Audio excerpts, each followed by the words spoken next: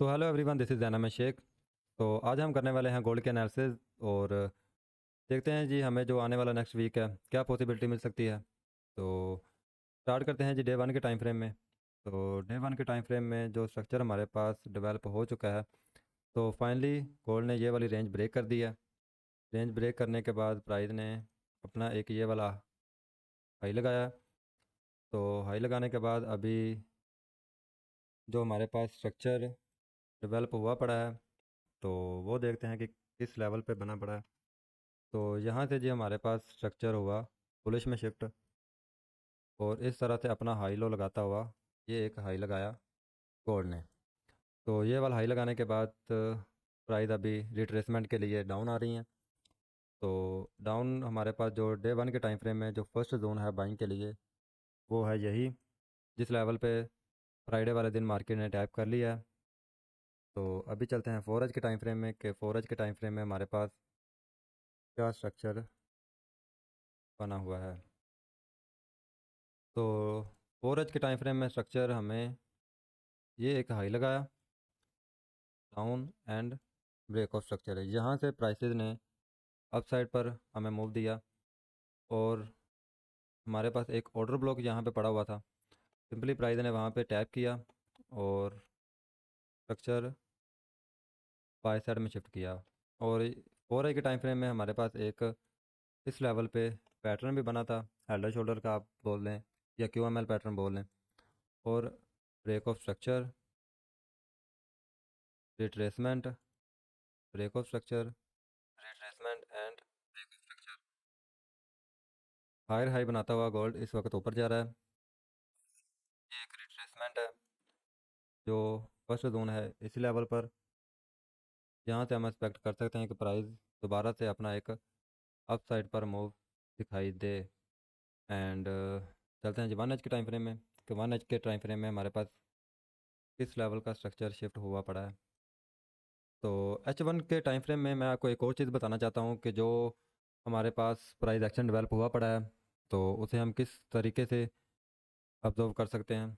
तो अभी आप देखें कि प्राइस इस लेवल पे डाउन आने के बाद प्राइसेस रेंज करती हैं। रेंज करने के बाद अगेन ऊपर जाती हैं। ऊपर जाने के बाद जो है ना फिर रेंज करती हैं।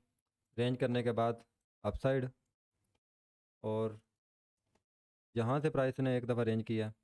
यहाँ से रेंज करने के बाद अपसाइड पर मूव दिया है, और फिर इसी लेवल का टेस्ट किया है। इसी लेवल का टेस्ट करने के बाद प्राइजेज ने दोबारा से अपसाइड पर मूव दिया। फिर इस लेवल का टेस्ट किया। इस लेवल का टेस्ट करने के बाद प्राइसेस ने अगेन हमें एक अपसाइड के ऊपर मूव दिखाया। तो इनमें जो चीज़ है कि प्राइसेस जब भी रेंज करती हैं, यहाँ पे रेंज की इस लेवल पर, इस लेवल पर, इस लेवल पर एंड इस लेवल पर प्राइसेस रेंज करती हैं। रेंज करने के बाद दोबारा से अपने जो अपसाइड का ट्रेंड है अपने टारगेट की जानब गामजन होती हैं। तो अब जैसा कि इस लेवल पर हुआ था कि प्राइसेस डाउन साइड पर आई, ये एक रेंज थी। रेंज पे प्राइस ने फिर वहीं पे टेस्ट किया, एक हायर हाई बना।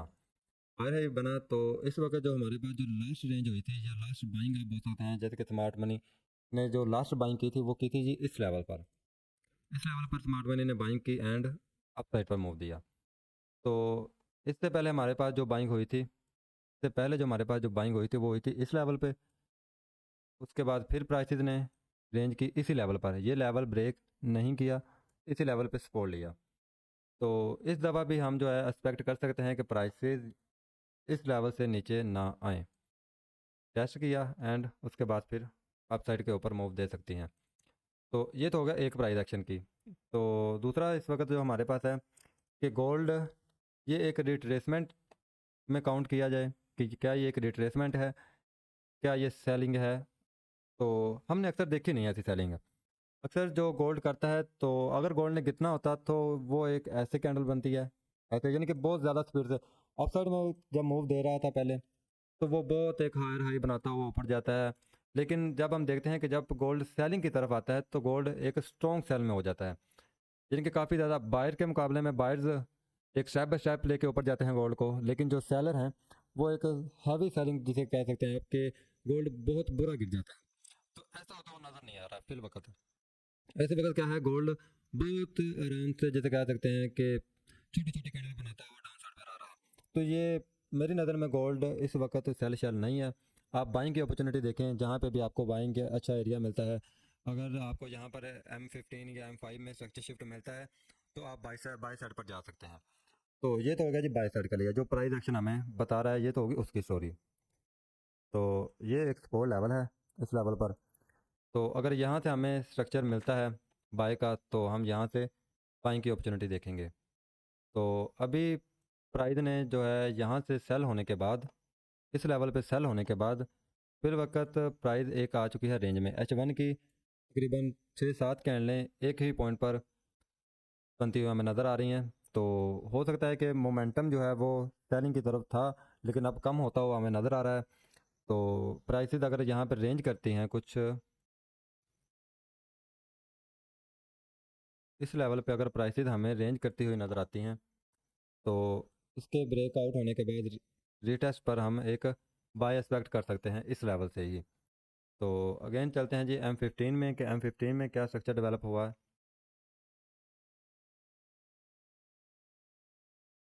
जी ज़रा ये देखें कि M15 में ये एक हाई लगता है कुछ इस लेवल से। ये प्राइसेस रिट्रेसमेंट के लिए आती हैं और यहाँ पे हमें मिलता है एक डबल टॉप टाइप स्ट्रक्चर। तो डबल टॉप बनने के बाद प्राइसेस अपने इस लेवल पर ब्रेकआउट देती हैं। ब्रेकआउट देने के बाद हमारे पास जो ये एक सेलिंग का एरिया था कुछ इस लेवल पर, यहाँ से प्राइसेस अपने एक लोअर हाई एंड लोअर लो बनाता हुआ हमें नीचे जाता हुआ दिखाई दे रहा है। तो यहाँ पे भी M15 में भी आप देख सकते हैं कि प्राइसेस जो हैं रेंज कर रही हैं इस वक्त। तो ये रेंज अगर अपसाइड के ऊपर ब्रेकआउट होती है तो अगेन रिट्रेस पर हम बाय एक्सपेक्ट कर सकते हैं, जैसा कि ट्रेंड हमें बता रहा है। तो H1 में आपको पहले बता दिया है कि प्राइसेस अगर यहाँ से डाउन आती हैं, इस लेवल से डाउन आती हैं, तो अगेन इस लेवल पर हमें एक सपोर्ट नज़र आ रहा है। तो अगर डाउन साइड पर ब्रेक होता है तो अगेन रिटेस्ट पर हम यहाँ से सेलर होंगे और इस लेवल पर जो है ना हमारा टारगेट होगा। यहाँ से अगर हमें M15 या H1 में कुछ स्ट्रक्चर शिफ्ट मिलता है तो यहाँ से फिर बाई की तरफ देखेंगे। तो ये थी आज की एनालिसिस। तो होप है आपको समझ लगी होगी।